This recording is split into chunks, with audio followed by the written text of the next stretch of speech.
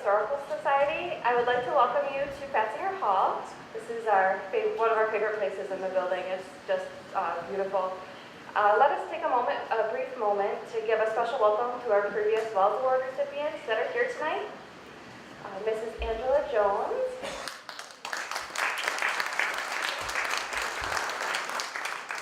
Mrs. Doris Wolf.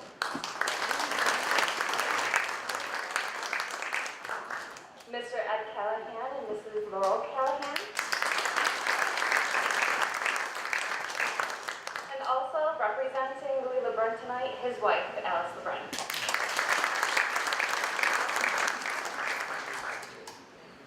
The annual Wells Award ceremony places a high honor upon the individuals who have etched their way into the history of our great community, just as Henry C. Wells had done nearly a century and a half ago. The recipients of this award serve as the inspiration to our community now and for many years to come. To present the award, I would like to invite our president, Corinne Lowry.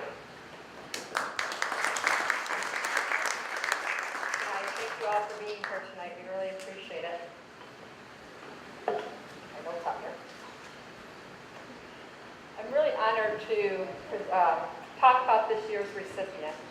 He attended Cornell University and he graduated with a master's degree in engineering. He and his wife Doris moved to Albany, where he worked for the State Department of Public Works. And we were lucky enough in 1976 for him to move to Waterloo. He took a job as a resident manager of the Seneca County Office of the State Department in Transportation in Waterloo.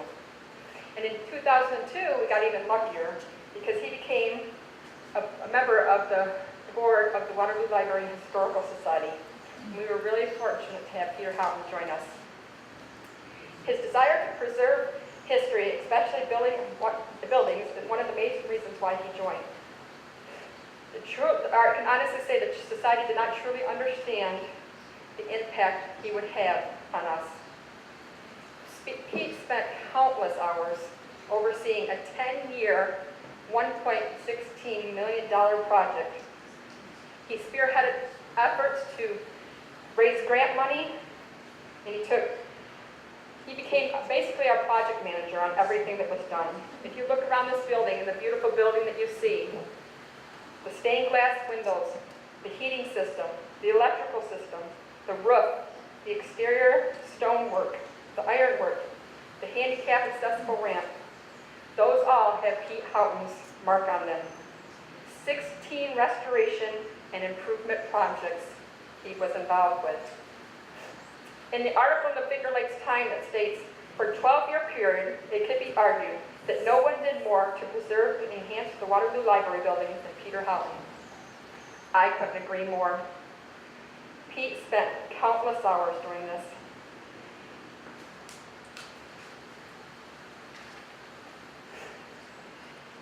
Excuse me. Excuse me, I lost my place in my notes.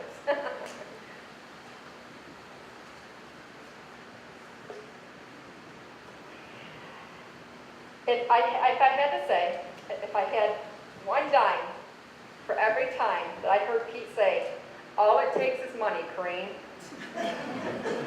I'm pretty sure we could have funded the whole capital campaign on that commitment. I, however, would say that he left out part of it, and I would have to disagree with him. I would say that all it takes is money and Pete Houghton. I am honored tonight to give this award to Peter Houghton.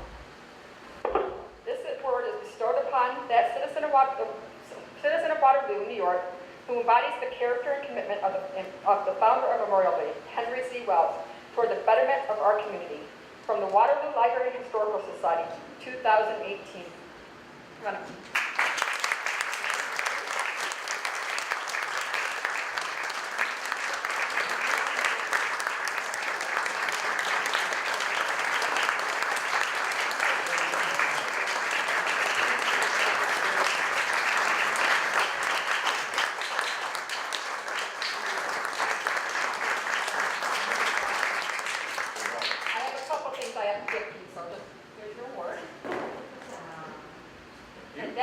we have a proclamation from Senator Houghton that I'd like to read. Whereas I, New York State Senator Pam A. Helming, recognize the hardworking citizens and institutions of our Empire State whose exemplary service make unparalleled contributions to the success and vitality of local communities in the state of New York, and whereas intended to such concerns and in full accordance with this long-standing tradition, the Senator of the state of New York is justly proud to commemorate and celebrate all the deserving citizens and institutions making a difference in the lives of their fellow citizens.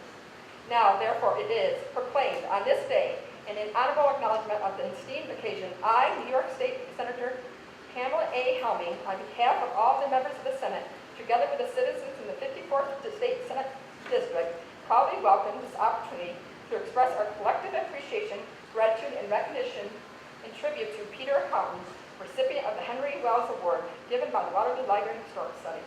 Signed, please.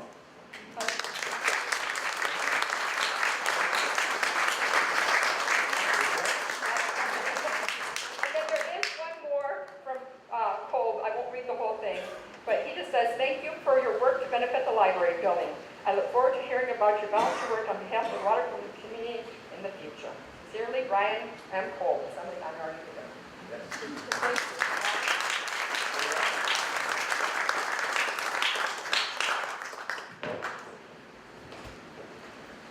My gathering of materials.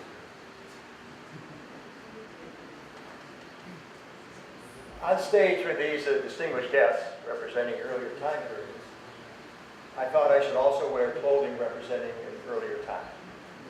So I stand before you for a half an hour or so, dressed in the time of Henry Wells, the first Memorial Day here in Waterloo, New York. Thank you to the Society for this award. I am very grateful. Unlike many of the past recipients of the Wells Award, I did not volunteer for numerous activities in the community. I did serve on the Waterloo School Board for a couple of terms, and I helped out at the Hershey Youth Track Meet in the summertime. And several summers I was in the concession stand at the Waterloo Liberty Field flipping hamburgers. Anybody else who's ever been there, and I'm sure Dom has been there, remembers going home smelling of onions and french fries for a couple of days. But my primary volunteer effort, as mentioned in the award, was the concentration and focusing on a singular activity, and that was the restoration and preservation of this building, the very building that we're in today. I'd like to take the opportunity, I do have a captive audience here, to give you a little behind-the-scenes look at the Society's efforts over this 10-year period to preserve and restore this building. I have received the award, but truly it was a collaborative board effort to save the building. The need for a library building started in 1876 with the fundraising and the selection of a location. The library actually dates back to 1830, but it was housed in different rental properties at the time for some 50 years. Ground was broken here, and the cornerstone laid on September 28th of 1880. The major benefactor was Thomas Fansinger. Unfortunately, he died in 1878 before construction began. And his widow, though, continued to support the library cause after his passing. The performance hall where we are today, as mentioned by Perrine, is named Fansinger Hall in honor of their support and efforts. The doors to the library opened in January of 1884. I did join the Society Board of Trustees in October 2002, and it was a pivotal time for the board as they were faced with a rapidly deteriorating library building and very little funding with which to do expensive restoration projects. The normal chicken barbecues and raffle ticket sales were just woefully inadequate to fund the type of projects that this building needed. So the challenges were numerous. We had a deteriorating building and we had a lack of funds. I felt it was a good fit for myself to become actively involved with these efforts. I had recently retired. I had available time. I'm a licensed engineer. I have knowledge, technical knowledge, and ability to interact with consultants and architects and engineers and contractors, and specifications and bidding and all that sort of thing. It was really a perfect storm of timing, of opportunity, and need, knowledge, and Timing, I already said that. So I raised my hand and I volunteered. And the Board of Trustees gave me their support and said, go ahead. My direction from the board was very simple. Prioritize the building needs and then develop and manage as many projects as we can until the money runs out. And so that's what we did. Over the next 10 years, there was a constant mix of grant applications and project development, specification writing, contract bidding, and actual construction activity. Now, some 16 years later, the society and I are proud, very proud, of the results.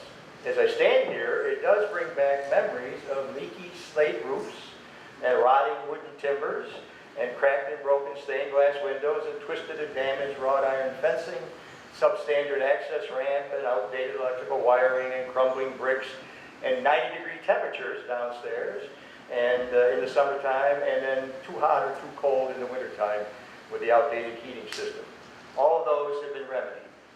My standard phrase, as Corrine referred to at board meetings, was these are not complicated projects to undertake. Well, a couple were complicated, but all it takes is money. So to that end, the board committed to a capital project fund campaign. Members were active in soliciting monies and pledges through fundraising efforts. We benefited greatly through support from the local community, both residents and businesses, and town and village governments. Grants were obtained from private foundations and from the state of New York through the public library program and also through the Office of Historic Preservation. And then we also received financial support from Assemblyman Brian Cole and now retired State Senator Mike DeZolio. All those funds added to the revenue stream, which allowed us to complete, as Corrine mentioned, 16 projects over a 10-year period, totaling $1,160,000.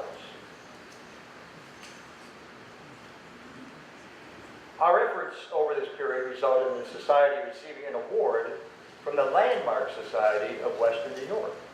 That society is dedicated to the preservation of unique architectural heritage in the large 9-county region. Each year they recognize projects and organizations that have significantly contributed to this effort. Typically the awards go to the large communities in Monroe County and Ontario County, Genesee County, Batavia, Canandaigua, Rochester, Geneva, city areas. But in 2011, the Waterloo Library and Historical Society in Little Seneca County received a Landmark Society Certificate of Merit Award for the efforts on the library building. Throughout this building restoration program, people would say to me, Pete, why are you spending the time and the effort and the money on the library? Don't you realize in 10 years, nobody will be using a library? It'll all be on computers and iPads and Kindles and virtual reality devices, cell phones. We don't need libraries. My reply was simple. I'm restoring and preserving a unique structure that is woven into the history, heritage, and fabric of this community. Whether it remains a library and history center, or it turns into a flower shop and gift shop, or some other use, will be up to a future generation. But for now, the plan was to restore and preserve it. The building is indeed an historic structure with its unique Victorian Queen Anne architecture. The building is also unique in the history of its use. The Waterloo Library is the oldest library in New York State that has continuously operated in the same building for its original purpose as a library under its original 1876 New York State Charter. This library building has served the Waterloo community without interruption for 135 years. 25 years ago, an application was filed to have the building placed on the New York State Register of Historic Buildings. Not only was that effort successful, but the building was also recognized at a higher level. On July 16, 1996, the building was placed on the National Register of Historic Properties. The National Register is the nation's list of properties worthy of preservation. Listing on that register recognizes the importance of the property to the history of the community. However, aside from society board members and perhaps a few local residents, I don't believe that the majority of the community and library patrons are aware of this national honor and recognition that's been bestowed on this grand old building. So, this afternoon, I want to remedy that situation. I want every patron and visitor to this building to be aware of its historic significance. The Society has presented me with a plaque, and now I wish to present a plaque to the Society and to the Waterloo community. My wife Doris and I commissioned a private foundry to cast a solid bronze plaque that identifies this property as having the honored placement on the National Register. I will consult with board members and society staff and mount this plaque in a highly visible location so that all library patrons and visitors will know the placement of this property on the National Register. This afternoon, you get to preview the plaque. Just a moment.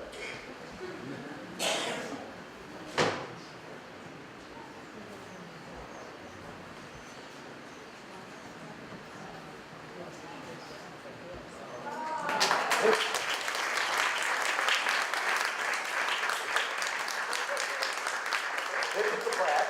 For those of you in the back row, or those with diminished eyesight, it reads Waterloo Library and Historical Society, 1880. This property has been placed on the National Register of Historic Places by the United States Department of the Interior. It is indeed a building worthy of this prestigious recognition. I hope this brief overview that I gave you of the Waterloo Library building, you will have an understanding of my passion for this building and why I undertook to volunteer for all those years to do the restoration and preservation projects for the building. To the Society, I thank you again for my Wells Award. I am truly grateful for the honor. Thank you very much.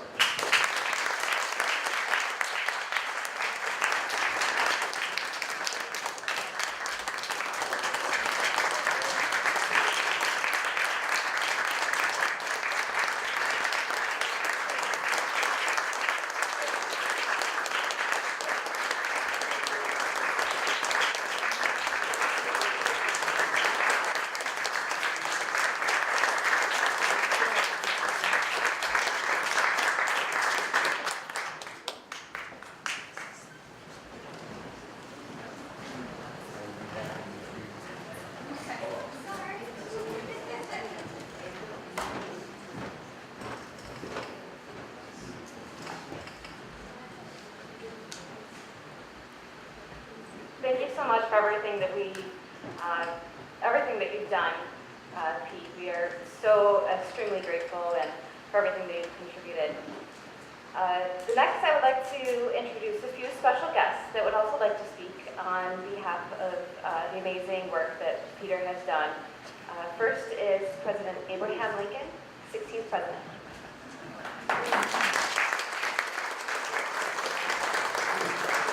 Well, I'm delighted to have this opportunity, Mr. Houghton, and all of you.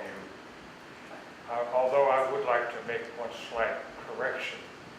You said, sir, that you had the time and the skill, but there was one thing you failed to mention: the heart.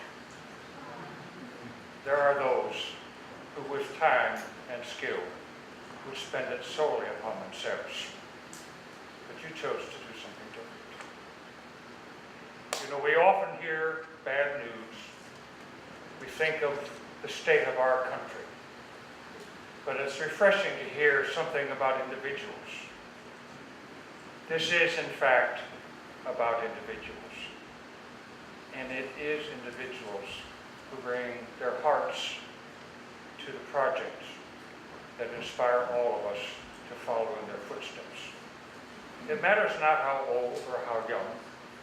I think of the crisis at Chattanooga when nearly half of our army fled behind Rosecrans. There was a 12-year-old boy named John Clarence who had been a drummer since he was 8. Seeing the crisis, he dropped his drum, and picked up the gun and became a man in that instant. The world will never forget. There was a man in his 70th year who saw his town being overrun. John Burns picked up a gun went out as a citizen and defended the village of Gettysburg with men young enough to be his grandchildren, and will never be forgotten. Another man named Clement, I don't recall his last name at the moment, but early in the war saw that we were in a national crisis and undertook to do something that no one had ever done.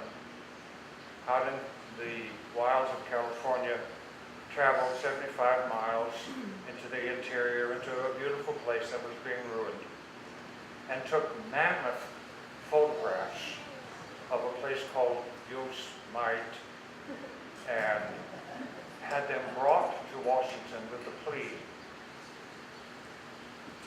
that after the war was over, when the nation would once again have a foreseeable future, that this place in California would become a national place where people could find solace and refreshment and look to the future once again. And because of that individual, I was able to sign a bill that gave us a hope and a future in a time when most people had given up.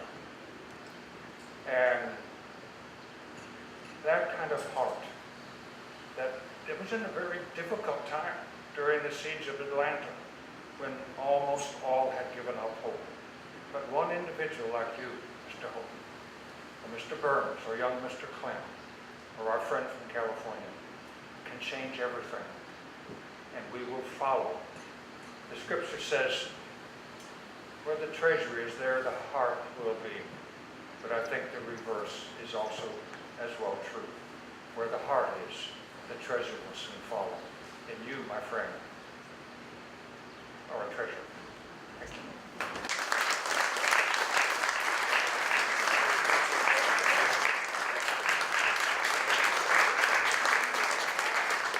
Thank you, Mr. President.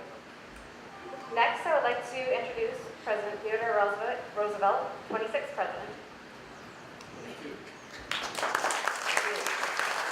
I am delighted to be back here in Waterloo in this magnificent building. Truly one of my favorite places to make a presentation or speech. On the way up, I was coming up the stairs with Mr. Dupre over there, and when Doris Wolf grabbed a hold of me, she said, "It's warm up there, so keep it short and don't say anything to embarrass me." I looked at Mr. Dupre as if, is she kidding? And he said, "Don't look at me, I'd do what she said." So this will be short.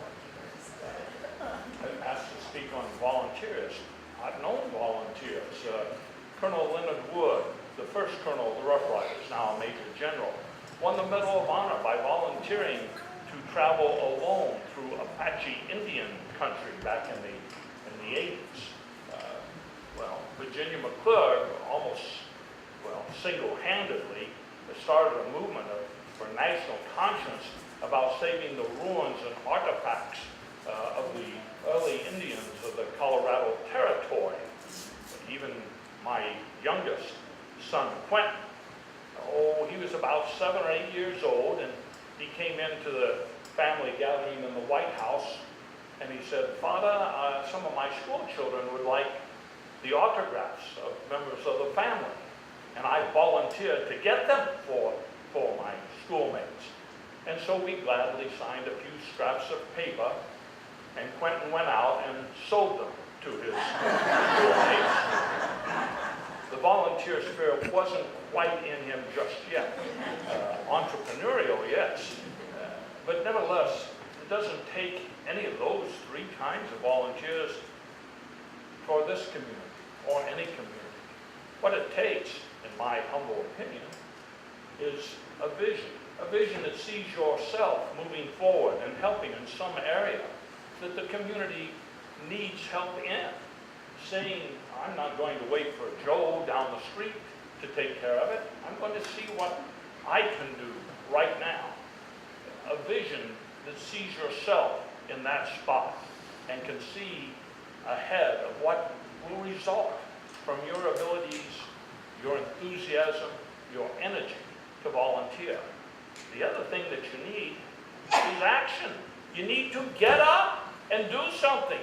You don't sit there and say, you know, I ought to do that, but I'm kind of tired right now. I'll wait a week and think about it. Or I'm going on vacation in a couple months. I'll wait until I'm done. No, that doesn't count. That's not what happens. What happens is action. And action means getting up and doing it when you think about it, not putting it off. Anybody can put it off.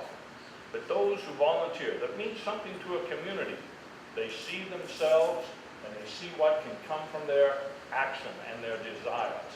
And that, my friends, means that any one of you, anyone, can be a volunteer that makes a difference in the life of this community. And for that, Doris, I'm finished. Thank you so much.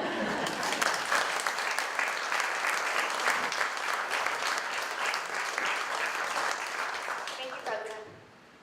Next, I would like to introduce Ms. Harriet Tubman.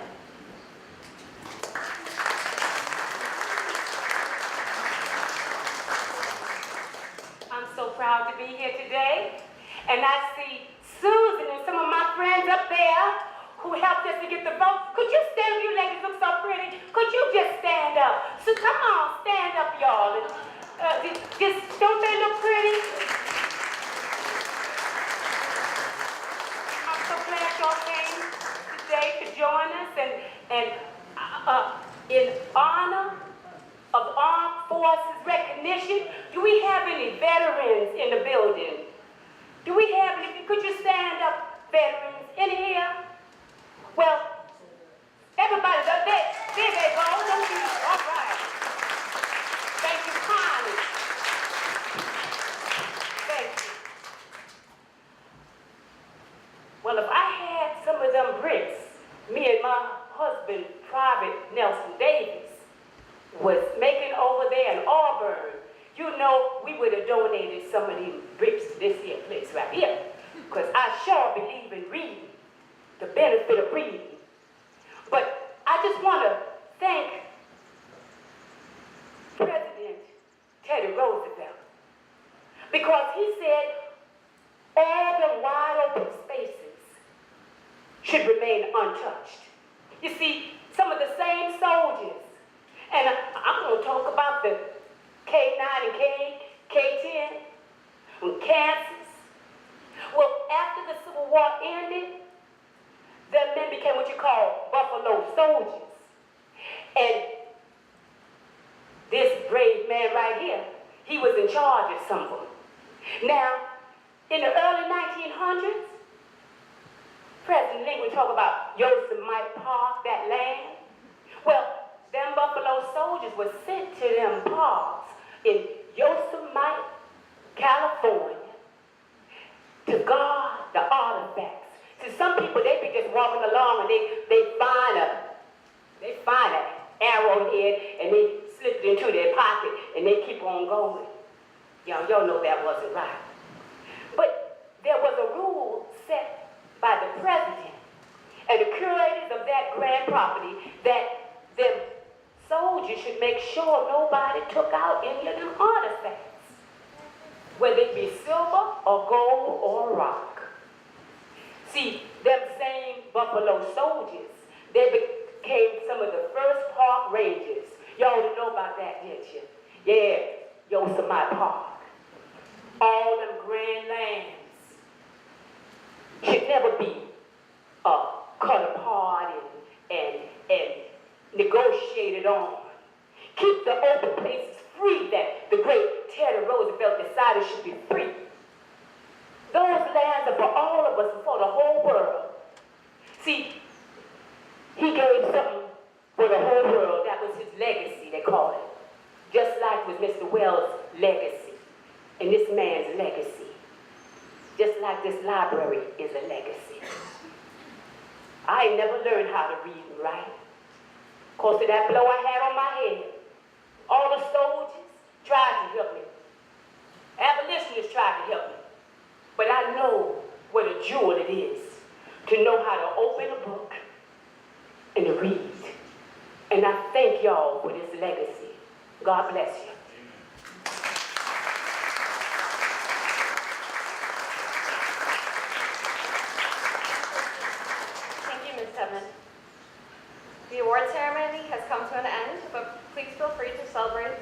continue the celebration downstairs. It's much cooler, I promise. We thank you all for your continued support. Enjoy the 2018 Celebrate Commemorate Memorial Day weekend.